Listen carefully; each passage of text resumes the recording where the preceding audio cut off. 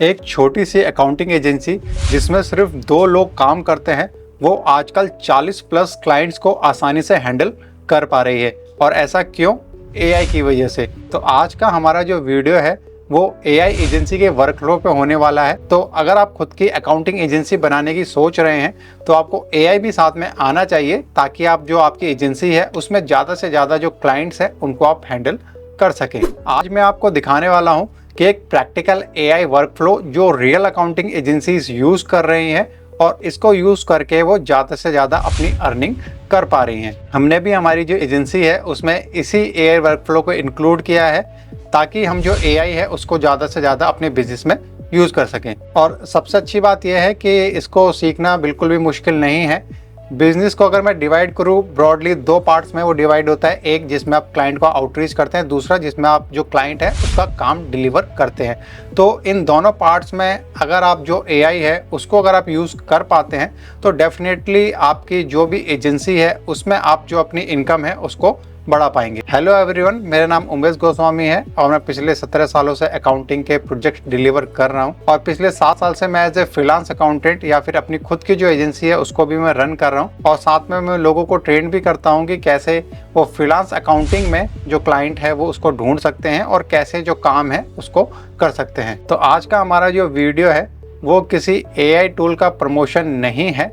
हम बात करने वाले हैं एआई वर्ल्ड के वर्कफ्लो की, और वही वर्कफ्लो जो मैंने अपनी खुद की एजेंसी में टेस्ट किया है। मैं डेमोन्स्ट्रेशन के लिए क्लाउड को यूज़ करूंगा, लेकिन ये कॉन्सेप्ट दूसरे एआई टूल के साथ भी आप अप्लाई कर सकते हो। लेकिन क्लाउड के साथ ये अप्लाई करना मुझे लगता है कि ज़्यादा इजी है, क्योंकि इसको मैं काफ़ी लंबे समय से क्लाउड में यूज़ कर रहा हूँ। आज हम 4 चीज़ों को कवर करेंगे। क्लाइंट को कैसे ढूंढा जाता है एआई की हेल्प से, क्लाइंट का काम फास्ट और एक्यूरेटली डिलीवर कैसे किया जाता है, एआई अकाउंटेंट्स को रिप्लेस करेगा या नहीं करेगा, और एक प्रैक्टिकल एक्शन प्लान जो आप आज से फॉलो कर सकते हैं और अपनी जो एआई की जर्नी है उसको आप स्टार्ट कर सकते हैं। तो चलिए शुरू करते हैं। आज आप किसी भी अकाउंटिंग एजेंसी को देखें तो उसका काम ब्रॉडली 2 पार्ट्स में डिवाइड होता है। सबसे पहला होता है क्लाइंट को ढूंढना और दूसरा होता है क्लाइंट का जो अकाउंटिंग वर्क है उसको डिलीवर करना। एआई दोनों ही जगह आपकी हेल्प कर सकता है। कंपटीशन दिन ब दिन बढ़ता जा रहा है और क्लाइंट भी अब जो फास्ट टर्न अराउंड है वो आपसे एक्सपेक्ट करने लगे हैं। अगर मैं अपने क्लाइंट्स की बात करूं जिनको मैं रीच आउट करने की कोशिश करता हूं, 10 में से 6 ऐसे क्लाइंट होते हैं जो चाहते हैं कि जो एआई है एआई के थ्रू उनका जो टास्क है वो डिलीवर हो। अगर इससे पहले आपने एआई अकाउंटिंग को यूज करने की कोशिश की है या आपने सीखा है तो आप जो कमेंट बॉक्स है उसमें आप टाइप करके बता सकते हैं। तो सबसे पहले हम जो पोटेंशियल क्लाइंट हैं उनको ढूंढने के बारे में बात करेंगे कि उनको किस तरह से बेसिकली हम ढूंढते हैं। तो सबसे पहला जो है वो गूगल सर्च है। गूगल सर्च में हम जो क्लाइंट है, क्लाइंट का जो ईमेल है जिसको हम कहते हैं कोल्ड ईमेलिंग, वो हम करते हैं। तो इसको करने के लिए सबसे पहले हमें एक टीम को हायर करना पड़ता था, या फिर जो ईमेल एड्रेसेस है वो बाय करने पड़ते थे, या फिर काफ़ी सारी जो अकाउंटिंग की जो वेबसाइट्स हैं वहाँ पे जाके आप जो ईमेल एड्रेसेस हैं वो ले सकते हैं। जो भी आपकी टारगेट ऑडियंस है उससे रिलेटेड जो ईमेल एड्रेस है वो आप ले सकते हैं। लेकिन अब वो जो काम है वो ख़त्म हो चुका है, क्योंकि क्लाउड जो है आपका गूगल से भी कनेक्ट रहता है। तो अगर आप क्लाउड को इंस्ट्रक्शन देते हैं तो वो आसानी से आपकी जो टारगेट ऑडियंस है उससे रिलेटेड जो क्लाइंट के जो ईमेल एड्रेसेस है वो आपको दे सकता है। हम ये जो एक्टिविटी है सिर्फ एक ही इंस्ट्रक्शन के साथ डेली जो क्लाउड है उसके साथ करते हैं, और काफ़ी सारे ईमेल एड्रेसेस हमारे पास डेली के होते हैं जिनको हम रीच आउट कर सकते हैं। इसके अलावा दूसरे नंबर पे इसी में जो आगे जो प्रोसेस आता है वो आता है क्लाइंट को ईमेल लिखना। क्योंकि कई बार ऐसा होता है कि हमें नहीं पता होता कि जो क्लाइंट का जो बिजनेस है उसके अकॉर्डिंग कैसे ईमेल लिखें, क्योंकि इसमें डेली अगर आप इसको करेंगे, क्योंकि अगर आप प्रॉपर्टी मैनेजमेंट बिजनेस के लिए अगर आप ईमेल लिखेंगे तो आपका ईमेल अलग होगा, अगर आप सीपीए को लिखेंगे तो अलग होगा। और हो सकता है उसके प्रॉपर्टी मैनेजमेंट बिजनेस के अंदर भी जो पर्टिकुलर क्लाइंट है उसके बिजनेस में कुछ डिफरेंस है, कोई अलग सॉफ्टवेयर यूज़ कर रहा है या फिर कुछ अलग तरीके से रेवेन्यू जनरेट कर रहा है। तो उसके अकॉर्डिंग अगर आपको ईमेल लिखना है और उसको ईमेल को लिखने के लिए अगर आप बैठते हैं तो कम से कम 2 से 3 घंटे का टाइम आप वेस्ट कर सकते हैं।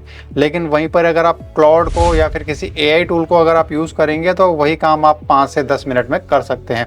तो इसमें भी हम काफ़ी ज़्यादा जो एआई टूल्स हैं उनकी हम हेल्प लेते हैं। इसके अलावा तीसरे नंबर पे जो क्लाउड है उसको आप आपके जो जीमेल है उससे आप कनेक्ट करके ऑटोमेटिकली ही जो क्लाइंट है उसका जो रिप्लाई है उसको आप ड्राफ्ट में लिख सकते हैं।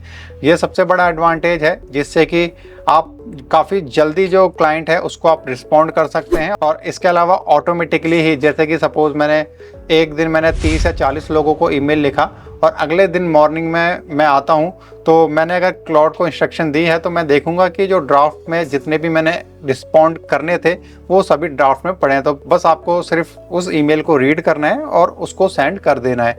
तो ये मुझे सबसे ज़्यादा और सबसे अच्छा एडवांटेज जो क्लाउड का लगा जीमेल के थ्रू। इसके अलावा अगले नंबर पे अगर हम क्लाइंट हंटिंग की या फिर क्लाइंट रीच आउट की बात करें, तो वो जो तरीका होता है वो होता है सोशल मीडिया को यूज़ करना। अब यहाँ पे जो प्रॉब्लम आती है वो ये प्रॉब्लम आती है कि जो क्लाउड है तो उससे रिलेटेड जो कनेक्टर है या फिर जो एपीआई है वो नहीं मिलता है किसी भी सोशल मीडिया प्लेटफॉर्म का। जैसे अगर आपको क्लाउड को कनेक्ट करना है सपोज फेसबुक के साथ, तो उसका हो सकता है कि आपको कनेक्टर ना मिले। अगर आपको लिंक्डइन के साथ कनेक्ट करना है तो भी उसका कनेक्टर ना मिले, और आप किसी कस्टम कनेक्टर के थ्रू भी नहीं जाना चाहते, तो आप क्या कर सकते हैं? तो इस केस में क्लाउड के पास एक और टूल है जो है क्लाउड एक्सटेंशन, जो रीच आउट कर सकता है आपके सोशल मीडिया को। और वहाँ से अगर आप किसी क्लाइंट को टारगेट कर रहे हैं, जैसे सपोज आप किसी जो प्रॉपर्टी मैनेजमेंट कंपनी है उनके ऑनर को आप टारगेट कर रहे हैं, तो आप इंस्ट्रक्शन दे सकते हैं, एक प्रॉम्प्ट दे सकते हैं। और हमेशा कोशिश करें कि जो प्रॉम्प्ट है उसको चेंज ना करें। आप एक ऐसा प्रॉम्प्ट बनाएं जो आपको लगता है कि आपके लिए जो क्लाइंट है उसको ढूंढ सकता है। अगर उसको क्रिएट करने में आपको प्रॉब्लम आ रही है तो मुझे लगता है कि चैट जीपीटी है वो काफ़ी अच्छे प्रॉम्प्ट आपको दे सकता है। आपको बस इंस्ट्रक्शन देनी है कि जो क्लाउड है उसके थ्रू मैं रीच आउट करना चाहता हूँ, जो हमारी टारगेट ऑडियंस ये है, तो एक जो प्रॉम्प्ट है वो दे। तो उस प्रॉम्प्ट को यूज़ करके जो क्लाउड है, क्लाउड के थ्रू आप टारगेट कर सकते हैं किसी भी क्लाइंट को, किसी भी सीपीए फॉर्म को, किसी भी प्रॉपर्टी मैनेजमेंट कंपनीज को, और उनको आप मैसेज भेज सकते हैं। इसके अलावा जो तीसरा तरीका होता है क्लाइंट को रीच आउट करने का, वो होता है फ्रीलांसिंग प्लेटफॉर्म। तो फ्रीलांसिंग प्लेटफॉर्म पे भी आजकल कंपटीशन काफ़ी ज़्यादा है। तो कैसे आपको पता लगेगा कि जो क्लाइंट है वो आपका प्रोफाइल ओपन कर रहा है, नहीं कर रहा है, या आपका प्रोफाइल अच्छा है कि नहीं? तो इसके लिए दो तरीके हैं। अगर आप क्लाउड को यूज़ कर रहे हैं तो सेम क्लाउड एक्सटेंशन यूज़ कर सकते हैं और वही प्रोसेस आप फॉलो कर सकते हैं। चैट जीपीटी से आप जो प्रॉम्प्ट है उसको आप लिखवाएंगे और उसके बाद जो क्लाउड है उसके थ्रू आप जो आपका प्रोफाइल है उसको आप रिव्यू कर सकते हैं और आपकी जो परफॉर्मेंस है उसको आप रिव्यू कर सकते हैं। इसके अलावा जो दूसरा तरीका होता है वो ये होता है कि जो भी आप फ्रीलांसिंग प्लेटफॉर्म यूज़ कर रहे हैं, सपोज जैसे कि आपको ये पता लगाना है कि जो आपका प्रोफाइल है वो अच्छा है कि नहीं, तो आप अपने प्रोफाइल पर जाएं, उसका जो पूरा जो स्क्रीनशॉट है वो लें, उसको आप अपलोड कर सकते हैं चैट जीपीटी पे, और वो भी आपका जो प्रोफाइल है उसको एनालाइज कर सकता है।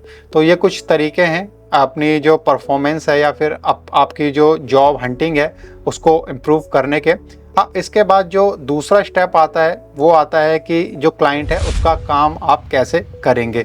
तो उसका काम करने के लिए भी अगर आप कोई रिकरिंग टास्क कर रहे हैं तो सबसे बढ़िया उसमें क्लाउड ही है। क्लाउड को आप यूज़ करें।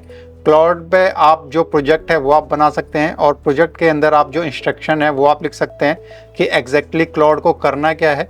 और इसमें ज़्यादातर लोग जो गलती करते हैं वो ये करते हैं कि जो प्रोजेक्ट है उसके अंदर ही काफ़ी ज़्यादा इंस्ट्रक्शन उसमें दे देते हैं। अगर उनको बुक कीपिंग करनी है, मंथ एंड एक्टिविटी करनी है, या फिर इसके अलावा कोई रिपोर्ट बनानी है, तो वो उसके लिए सिर्फ एक ही प्रोजेक्ट बनाते हैं। तो ये हमें बिल्कुल नहीं करना है। हमें करना क्या है, हमें सेपरेट प्रोजेक्ट बनाने हैं और उसके बाद सेपरेट जो एक्टिविटी है वो करनी है स्टार्टिंग में, ताकि इससे हमें पता लग सके कि जो एग्जैक्टली जो आउटपुट आना चाहिए वो अकॉर्डिंग टू हमारी जो रिक्वायरमेंट है उसके अकॉर्डिंग वो आ रहा है कि नहीं आ रहा। तो ये चीज़ आप कर सकते हैं जिससे कि आप जो आपके बुक कीपिंग टास्क है वो आप कर सकते हैं। इसके अलावा आप जो क्लाउड है सेम उसको यूज़ करके जो रिपोर्ट है उसको आप जनरेट कर सकते हैं। इसके अलावा अगर मैं क्लाउड में अगर क्लाइंट के टास्क प्रोसेसिंग की बात करूँ तो उसमें जो मुझे सबसे बड़ा जो एडवांटेज लगता है या जिसको हम यूज़ करते हैं वो ये है कि सिंपली आप जो आपका क्लाउड है उसको गूगल ड्राइव से आप कनेक्ट करो और क्लाइंट को आप ये कह सकते हो कि जितनी भी फाइल प्रोसेस करनी है